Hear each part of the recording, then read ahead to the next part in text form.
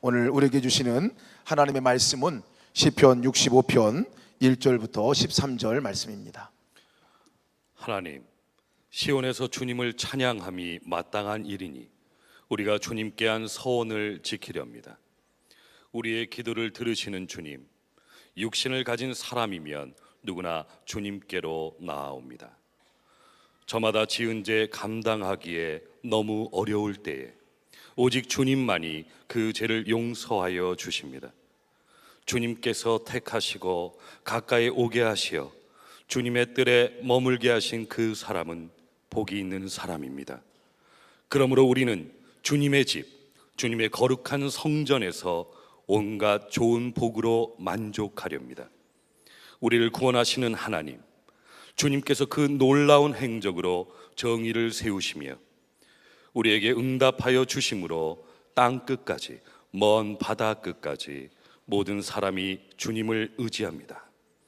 주님께서는 주님의 힘으로, 주님의 능력으로 허리에 띠를 동이시고 산들이 뿌리를 내리게 하셨습니다. 주님께서는 바다의 노호와 파도 소리를 그치게 하시며 민족들의 소요를 가라앉히셨습니다. 땅끝에 사는 사람들까지 주님께서 보이신 징조를 보고 두려워서 떱니다. 해 뜨는 곳과 해 지는 곳까지도 주님께서는 즐거운 노래를 부르게 하십니다. 주님께서 땅을 돌보시어 땅에 물을 대주시고 큰 풍년이 들게 해주십니다.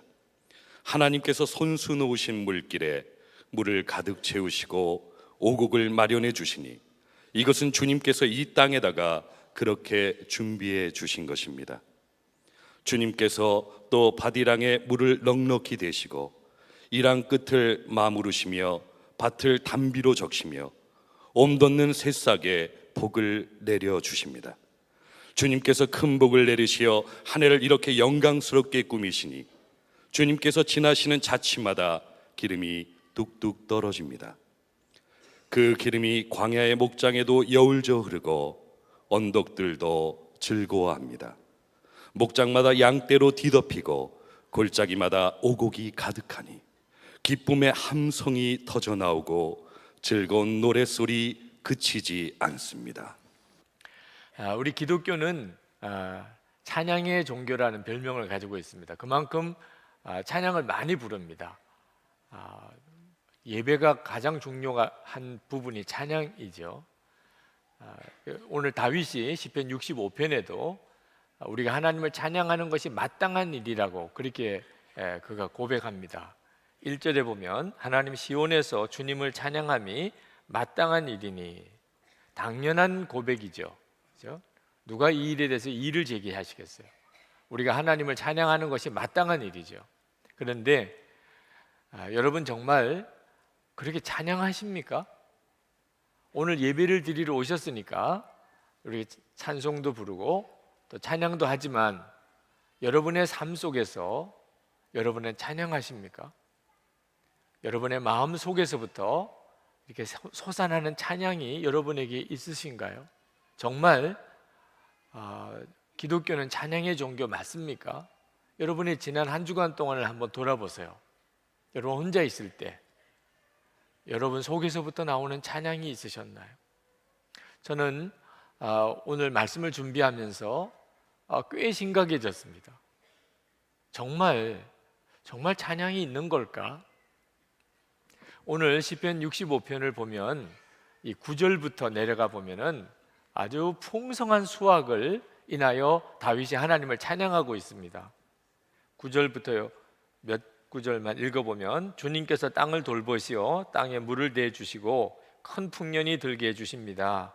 주님께서 큰 복을 내리시어 한 해를 이렇듯 영광스럽게 꾸미시니 주님께서 지나시는 자취마다 기름이 뚝뚝 떨어집니다. 그 기름이 광야의 목장에도 여울져 흐르고 언덕들도 즐거워합니다. 목장마다 양떼로 뒤덮이고 골짜기마다 오곡이 가득하니 기쁨의 함성이 터져나오고 즐거운 노랫소리 그치지 않습니다. 그렇구나. 다윗이 찬양할 만하네. 그죠? 한 해의 수확이 얼마나 풍성한지 기름이 그냥 뚝뚝 떨어진다. 야, 내가 그러면 나도 찬양하겠다. 읽어보면 뭐 다윗이 입이 찢어질 만도 해요. 어떻게 이렇게 복을 받나 말입니다. 이런 느낌을 받으실 수 있어요. 그런데 실제로 이 시편 65편은 하나님이 1년 동안 그렇게 풍성한 수확을 주셨기 때문에 하나님을 찬양한다는 시편이 아닙니다. 다윗이 하나님께 찬양하는 것이 우리에게 마땅한 일입니다라고 이렇게 고백하는데, 그 이유가 이 9절 이전에 먼저 크게 두 가지 이유가 나옵니다. 첫 번째 이유가 2절부터 5절까지 나오는데, 그것은 용서의 하나님, 하나님의 죄 용서하시는 은혜에 대한 찬양이에요. 3절 4절에 저마다 지은 죄 감당하기에 너무 어려울 때 오직 주님만이 그 죄를 용서하여 주십니다. 주님께서 택하시고 가까이 오게 하시어 주님의 뜰에 머물게 하신 그 사람은 복이 있는 사람입니다. 여기 있는 우리 모두가 다 용서받은 은혜를 받았잖아요. 다윗은 바로 그것으로 인하여 우리가 하나님께 찬양하는 게 마땅하다고 말하고 있습니다. 두 번째 이유는 천지를 창조하신 하나님의 영광이 눈앞에 드러났기 때문입니다. 6절에서 8절까지 다윗이 그 고백을 하고 있습니다. 주님께서는 주님의 힘으로 산들이 뿌리를 내리게 하셨습니다. 주님께서는 바다의 노호와 파도 소리를 그치게 하시며 민족들의 소유를 가라앉히셨습니다. 땅 끝에 사는 사람들까지 주님께서 보이신 징조를 보고 두려워서 떱니다. 해 뜨는 곳과 해 지는 곳까지도 주님께서는 즐거운 노래를 부르게 하십니다. 여러분, 가을 단풍 구경 왜 가세요? 하나님의 창조하심을 찬양하러 가는 겁니다. 하나님이 창조하신 자연을 보고 감탄하고 우와라고 이렇게 탄성을 지르는 것은 그대로 하나님을 향한 찬양입니다. 불신자들은 하나님을 믿지 않으니까 그냥 감탄만 하는 거지만 우리들은 그것이 찬양인 것을 알지요. 이 전 우주에 펼쳐진 하나님의 창조는 누구에게만 특별히 하나님이 주신 은혜입니까? 여기 있는 여러분 모두가 다 누리는 거지요. 그래서 다윗이 마땅히 우리가 하나님께 찬양을 드려야 된다는 것은 바로 용서하시는 은혜, 천지를 창조하신 하나님의 영광 때문입니다. 그리고 그 다음에 하나님이 1년 동안 풍성한 수확을 주신 것을 인하여 하나님께 찬양을 드리는데, 이것 역시 풍성한 수확 때문이 아닙니다. 다윗과 함께 하시는 하나님 때문이에요. 용서의 은혜를 주신 하나님, 창조하신 하나님이 다윗과 같이 계세요. 그래서 찬양은 하나님 때문에 나오는 것입니다. 풍성한 수확 때문에 나오는 것이 아니에요. 여러분, 풍성한 수확을 거둔 사람은 다 하나님께 찬양합니까? 지난 1년 동안 돈 많이 버신 분들, 그 사람들은 그냥 하나님께 찬양합니까? 돈 많이 벌어도 감사도 모르고 찬양도 모르는 사람 많습니다. 우리가 찬양하고 하나님께 감사하는 이유는 수확이 아닙니다. 하나님, 그분에 대한 찬양 때문에 수확에 대한 감사도 덩달아 오는 겁니다. 우리 성도들의 찬양과 감사의 이유는 우리 속에 있습니다. 하나님이세요. 여러분들 안에는, 여러분 안에 어떤 환경과 여건에서도 계속해서 찬양하고 감사하는 것이 있습니까? 어떤 분은 경제적으로 너무 어려워서 나는 도무지 찬양할 기분이 아니라라고 하는 분이 있을 수 있어요. 경제적으로 어려우면 정말 너무 힘들죠. 그러나 여러분, 정말 구원받은 은혜가 있잖아요. 여러분에게 영생이 있잖아요. 그것으로 인하여 찬양하십니까? 여러분이 생명을 가지고 있는 것은 수확보다도 훨씬 더 큰 거죠. 여러분이 생명으로 인하여 하나님을 찬양하십니까? 가족은 수확보다도 훨씬 더 큰 축복이죠. 가족이 있음으로 인하여 여러분은 변함없이 찬양하십니까? 건강 때문에 하나님께 찬양하십니까? 만약에 진짜 뭘 받지 못해서 찬양을 못하는 거라면, 아니, 수확은 적어도 영생을 얻었죠? 지금 살아있지요? 가족이 있지요? 건강하지요? 하나님에 대한 분명한 눈이 뜨이지 않았기 때문에 찬양이 안 되는 거지, 어려워서 찬양을 못하는 게 아닙니다. 우리가 정말 구원받은 영혼이 되면, 그러면 우리 안에 하나님을 알게 되고, 그러면 그 자체가 그냥 찬양입니다. 내 마음 속에서부터 계속해서 찬양이 나와요. 그래서 심지어는 모든 것을 다 잃어버려도 찬양이 나옵니다. 찬양은 하나님 때문에 오는 것이기 때문에. 그 증인이 욥입니다. 욥은 재산 다 잃어버렸어요. 자식도 다 죽었어요. 그런데 욥이 뭐라고 고백했습니까? 욥기 1장 21절에 내가 모태에서 알몸으로 나왔사온즉 또한 알몸이 그리로 돌아가올지라 주신 이도 여호와시요 거두신 이도 여호와시오니 여호와의 이름이 찬송을 받으실지니이다. 욥은 하나님이 뭘 많이 주셔서 찬송한 게 아니었어요. 그냥 하나님 그분이 욥의 감사요 찬양이었습니다. 그래서 하나님이 가져가셨으면 가져가신 것도 찬양하는 거죠. 그게 욥의 믿음입니다. 여러분의 믿음도 욥과 같습니까?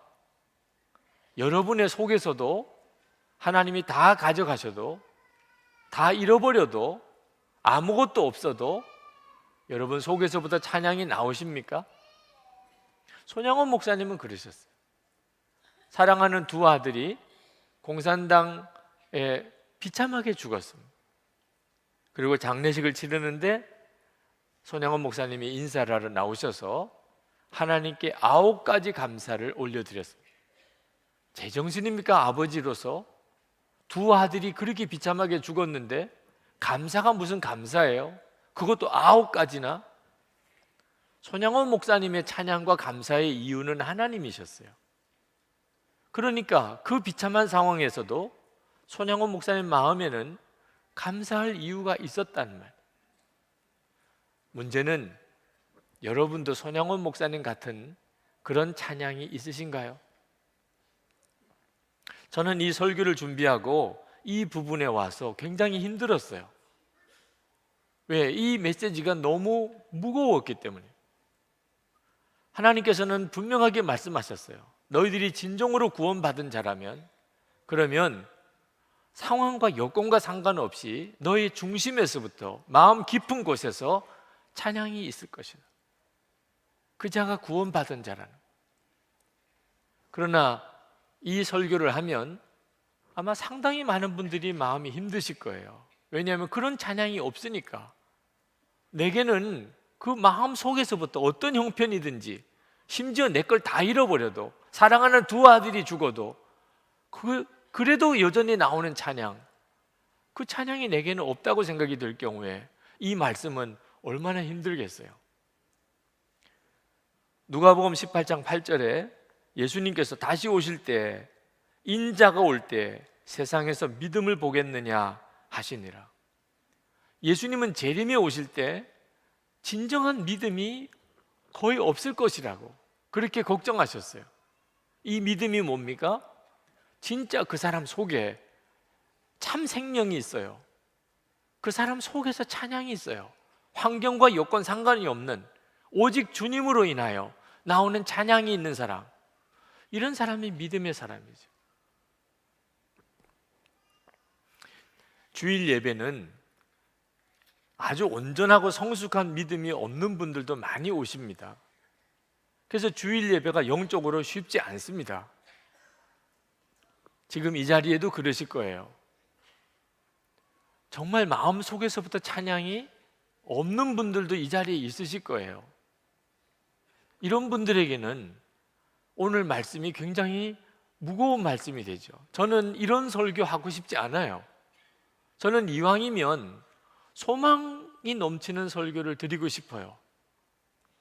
이렇게 긴 연휴 기간에 그래도 주일이라고 다른 일정 다 조정해서 이렇게 예배 나왔으면 기쁨의 설교를 듣고 가셔야 하잖아요.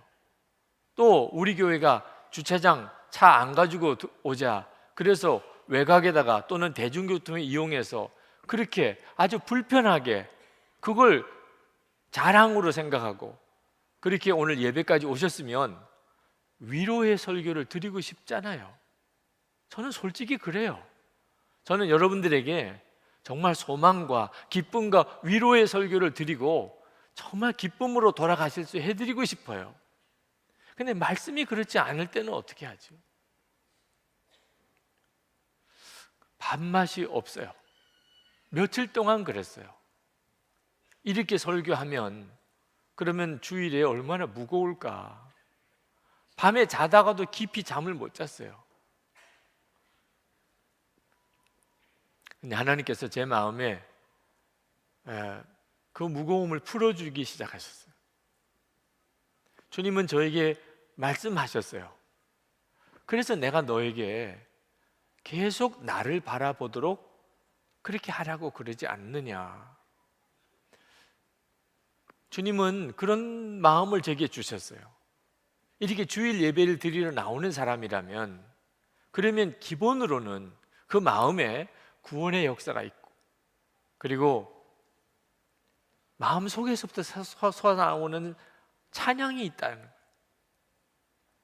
정말 용서의 하나님을 믿고 창조의 하나님을 믿는 사람이라면 그 사람 속에는 언제나 솟아나오는 감사와 찬송이 있다는 겁니다. 그런데 왜 그걸 느끼지 못하지요?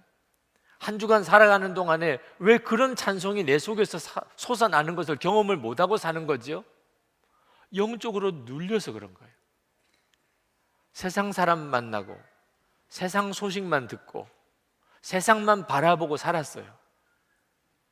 그래서 내 영이 완전히 세상의 영에 눌려 있는 거예요. 우리 속에 찬송이 있어요. 그런데 그 찬송이 터져 나오지를 못해요. 여러분, 구원받은 성도는 세상만 바라보고 세상 말만 듣고 세상 사람만 쳐다보고 이렇게 살다가는 정말 심령이 답답해서 죽어요. 우리는 그렇게 사는 존재가 아닙니다. 그래서 24시간 예수님을 바라보시라고 하는 겁니다. 주 예수님을 계속 바라봐야 돼요. 우리가 세상 사는 동안에 그렇습니다. 그때 우리가 이 세상에 사는 동안에 비로소 찬양을 경험하게 돼요. 그리고 그 찬양으로 모든 시험을 이기게 돼요. 이게 하나님의 계획입니다. 설교 준비하는 동안에 제 마음이 확 풀어졌어요.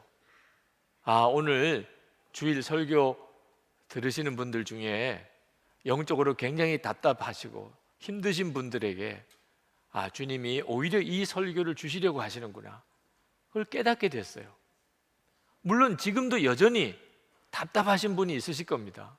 목사님, 저는 솔직히 아무것도 느껴지지 않습니다. 이 교회 와서 오늘 주일 예배 참석했지만 하나님이 정말 살아계시고 나와 함께 계신 거 나 잘 모르겠습니다. 뭘 들리지도 않고 보이지도 않고 느껴지지도 않습니다. 그런 분들이 지금 이 시간 있으실 거예요. 필립 얀 씨가 쓴 아무도 말해주지 않았던 것들이라는 책에 보면 그 콜로라도 산맥에서 산악 경비대원으로 일하는 베키라고 하는 사람의 이야기가 나옵니다. 이 베키라는 사람은 교회를 다니기는 하지만 살아계신 하나님에 대한 확신이 없어요. 주님이 늘 자기와 같이 계시다는 것에 대해서는 전혀 모르는 사람이에요. 근데 이 베키가 어느 날 이제 저녁 무렵이 됐는데 갑자기 마음에 주님은 여기서도 같이 계실까? 나와 같이 계실까? 그러면 내가 주님을 좀 사모함으로 만나고 싶다, 이런 생각이 갑자기 들었어요. 그래서 숲속으로 들어갑니다. 아무도 없는 숲속으로. 그리고 숲속에 침낭을 깔아놓고 거기에 무릎을 꿇어요. 그러면서 베키는 스스로 뭔가 참 자기에게 특별한 날이라는 느낌을 받습니다. 하나님께 기도하고 싶었어요. 그래서 무릎을 꿇고 손에 깍지를 끼고 그리고 조용히 하나님께 기도를 합니다. 좋아요, 하나님. 저는 당신을 믿습니다. 영접하고 싶습니다. 예수님, 제가 주님을 영접합니다. 내 마음에 오세요. 그는 그리스도인들이 그렇게 기도하라고 한 것을 설교 중에 여러 번 들었어요. 그리고 주변에 다른 그리스도인들이 그런 형태로 기도하는 것을 자기가 들어봤어요. 그래서 더듬더듬거리면서 정말 주님을 영접하는 기도를 드렸습니다. 귀를 기울였지요. 그러나 어떤 소리도 들리지 않았습니다. 큰 종소리 같은 것을 기대한 건 아닙니다. 그러나 적어도 초자연적인 진동 같은 그 무엇이 있을 거라고 기대했습니다. 그러나 어떤 변화도 일어나지 않았습니다. 뭐가 잘못된 것이 있나 의아했습니다. 다시 눈을 꼭 감고 얼굴이 일그러질 만큼 힘을 주어 보아도 아무리 애를 써도 좀처럼 몸이 달아오르지 않았습니다. 발이 저린 것이 내 느낌의 전부였습니다. 그것은 무슨 영적인 체험이 아니고 우스꽝스러운 내 자세 때문이었습니다. 그리고 금요일 밤에 먹고 버린 돼지고기와 콩 냄새가 났습니다.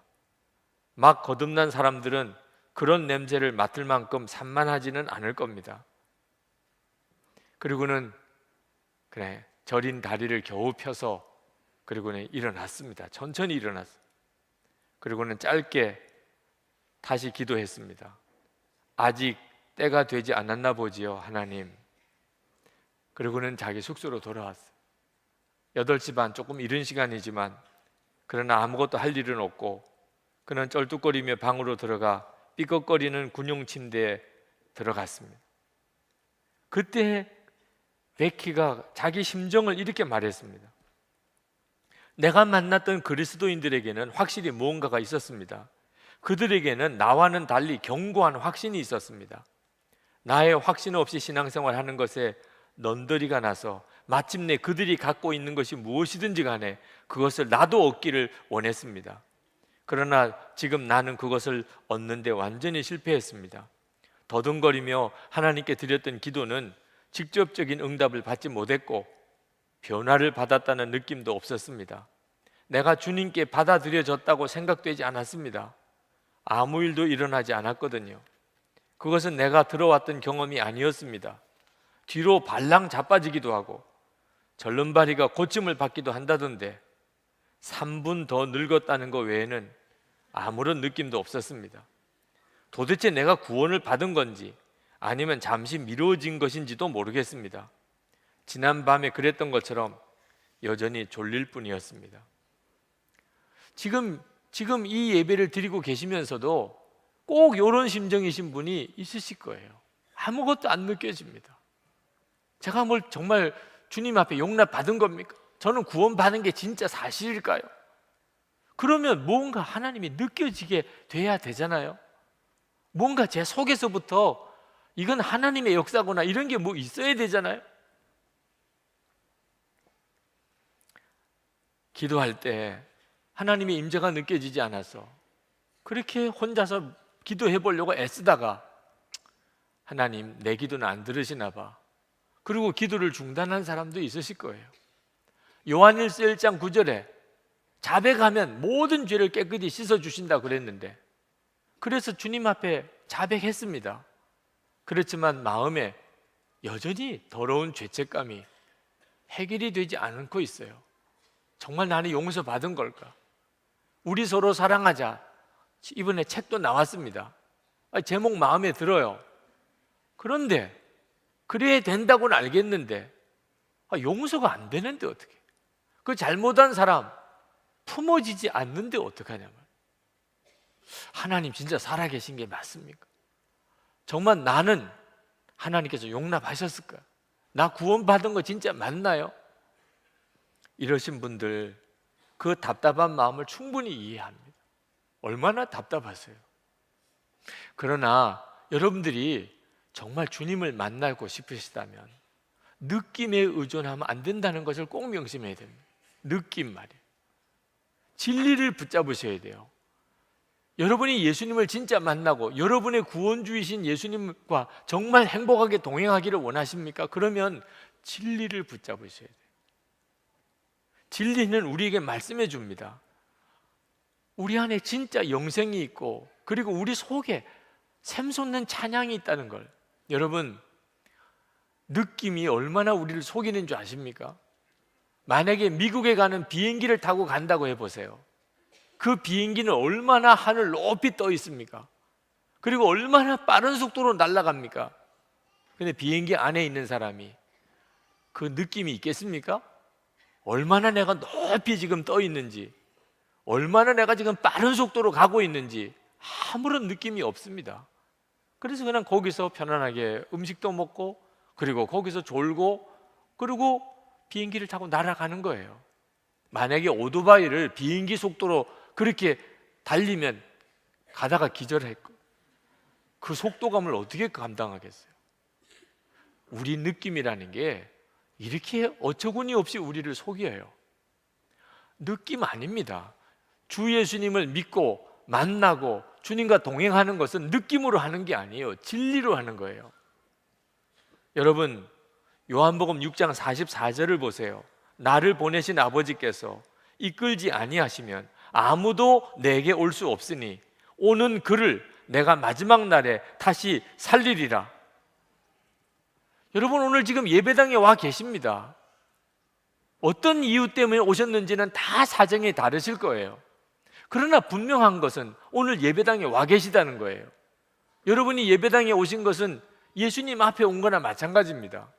예수님이 뭐라고 하셨어요? 아버지께서 이끌지 아니하시면 아무도 내게 올 수 없으니. 여러분이 오늘 예배당에 나와 계신 것은 하나님이 여러분을 이끌어 여기까지 오게 하신 거예요. 부인할 수 없는 증거 아닙니까 지금? 하나님은 내게 왜 역사 안 하시나? 아니 지금 예배당에 와서 그 이야기하면 하나님이 얼마나 안타까우시겠어요. 이렇게 와 앉아 계시면서 여기까지 인도함을 받아서 오셨으면서 하나님 인도 안 하신 겁니까? 역사 안 하신 겁니까? 아니 목사님, 이게 교회 나와 앉은 것 말고 좀 분명하게 하나님은 내게 역사하신다, 이걸 좀 깨달아야 되지. 여러분, 그렇다면 나는 왜 이렇게 신앙생활을 하는 걸까? 나는 진짜 하나님을 만나지도 못했네. 왜 나는 주님을 바라보는 눈이 안 열리지? 나는 왜 이렇게 답답하게만 살아가는 거야? 나는 신앙생활이 너무 이중적이야.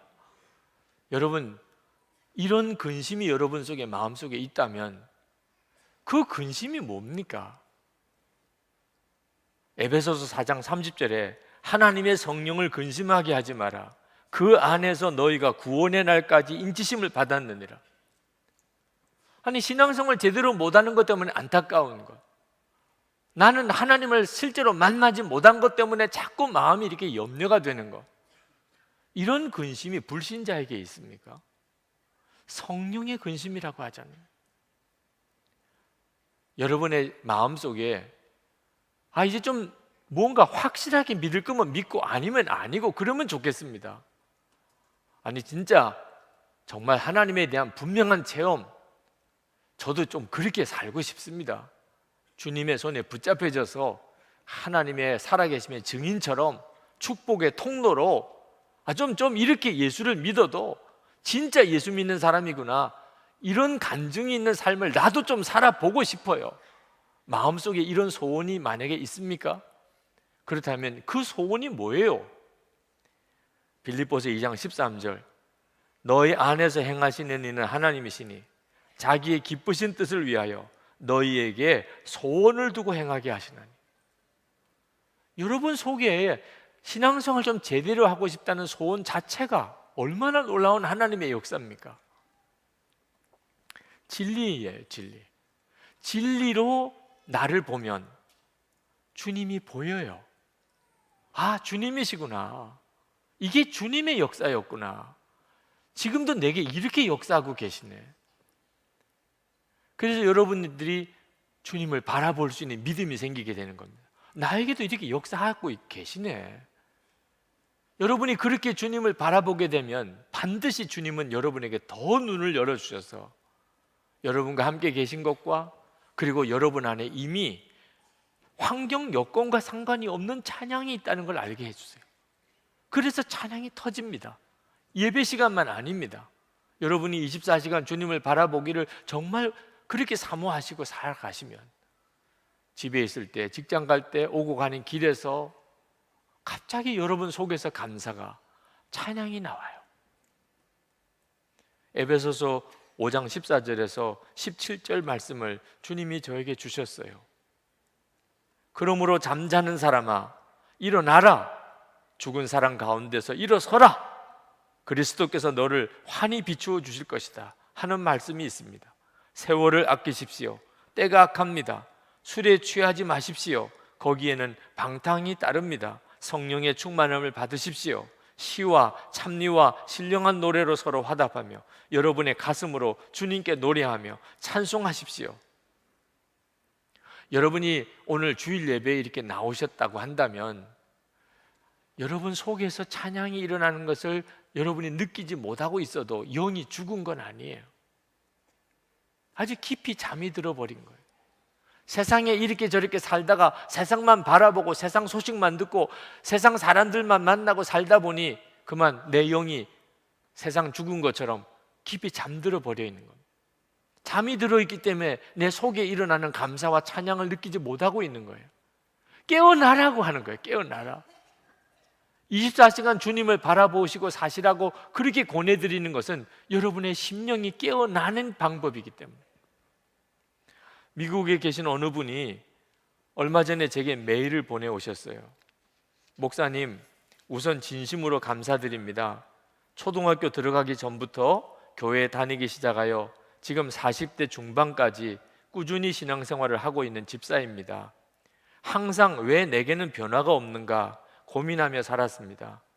오늘 지인 되시는 분이 은혜 받은 간증을 하시는데 마음 한켠에 왜 나에게는 이런 일이 없지? 서운함과 부러움이 교차되었습니다. 근데 오늘 목사님 설교를 들었습니다. 주님을 바라보라는 것이었습니다. 복음성가 나 주님의 기쁨 되기 원하네 라고 수없이 고백드리고 눈물도 흘렸지만 그동안 주님의 기쁨이 아니라 나의 기쁨만 바라며 살았었음을 깨닫고 회개하였습니다. 목사님의 말씀을 듣고 제 마음에 자그마한 변화가 일어났습니다. 주님을 바라본다는 게 이런 건가? 주님이 기뻐하시는 것이 나의 기쁨이 된다는 것이구나. 그래서 모든 상황마다 주님이 기뻐하시는 게 뭘까? 이건 주님이 기뻐하실까를 생각하게 되었습니다. 그런데 그것이 나에게 너무나 큰 기쁨과 위로로 다가왔습니다. 지금 제가 목사님께 글을 쓰는 이 순간 전 너무나 기쁜 마음으로 글을 씁니다. 초점이 나에게서 주님으로 바뀐다는 것이 이런 것이구나. 이제는 알게 됐습니다. 제 안에 변화가 서서히 일어나고 있다는 게 신기하고 감사할 뿐입니다. 목사님, 진심으로 다시 한번 감사드립니다. 눈물 나도록 고맙습니다. 여러분, 우리만 주님을 바라보는 게 아닙니다. 주님은 더한 사모함으로 우리를 사모하세요.